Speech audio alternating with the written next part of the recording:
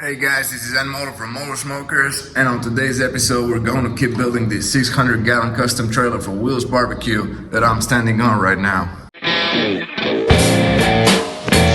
Welcome to Building Smokers in Europe, a series where I take you with me on the journey of building my brand, Moller Smokers, from the ground up.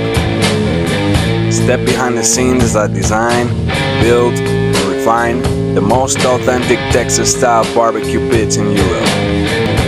This is my daily life at the shop, unfiltered. Alright guys, episode 18. This series is coming of age.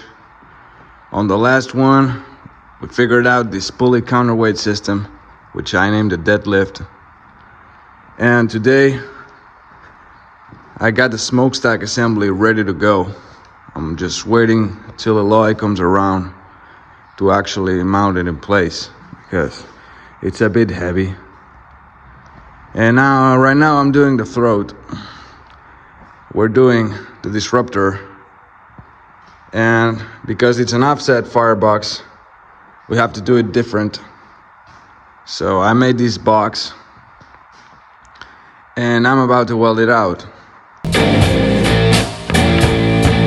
Alright guys, I got the disruptor welded, fitted and tacked in, but now I'm doing all the door trims because I want to do all the railing before welding this in case anything wants to move. Same thing for this collector that I still gotta weld on the inside. So tomorrow I'll finish all these door trims, I'll do the railing, and then I'll weld everything on the inside.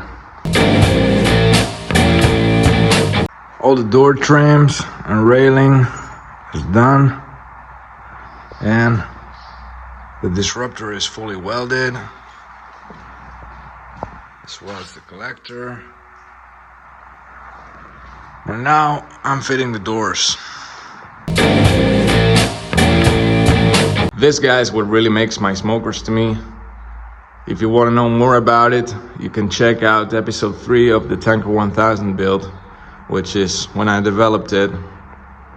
This is my throat exchange design, and it basically redirects the airflow.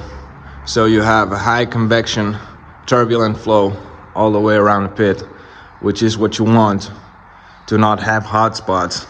This guy allows you to place briskets on the whole grate right up to here and not have them burn because of all this turbulent convective current that it generates. The temperatures are even all the way. Same thing for the top rack. You might just have a little hot spot on this first section of the first top rack because that's where the air crawls up and basically heats this section a little bit too much. But the rest of the pit's just money. And we have a stack. I'm about to weld it out. Lloyd here is cutting the grates. Looking good. Let's weld it out. The smokestack assembly is finished, guys. This thing is huge. 8-inch pipe. You see, we made it a little bit taller so we could go over the counterweight cable. Here we can lock it in place when it's standing up. We made a stand, a locking bolt there for transport, and obviously, let me see if I can reach it, your stack damper. Look at this monster, guys. Here it is standing up. You just lock it and go for it. Well, this week my kid got sick, so I haven't been at the shop for a couple of days. But this smoker is pretty much done. Talking about the smoker itself. I still need to fit this door. Make it like this one. and install the fittings for the tell-through gauges, 4 of them, and a couple more details like plugging these holes on top, and something I want to do to the counterweight guides so they're not as noisy. I don't want them to do this, so I'll stick a layer of leather on these guides here.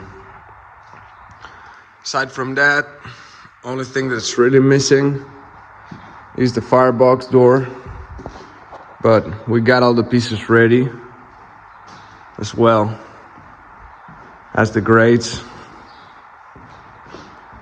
These are all the grates, and these trims are for the firebox door, which is cut somewhere around the shop. So next week we'll get on with the trailer. I'll go and pick it up, paint it, and do what I gotta do to it. And that's it for today's episode, guys. You know the drill. If you like this kind of content, subscribe, leave a comment, or ask any questions you want. I'll see you in the next one.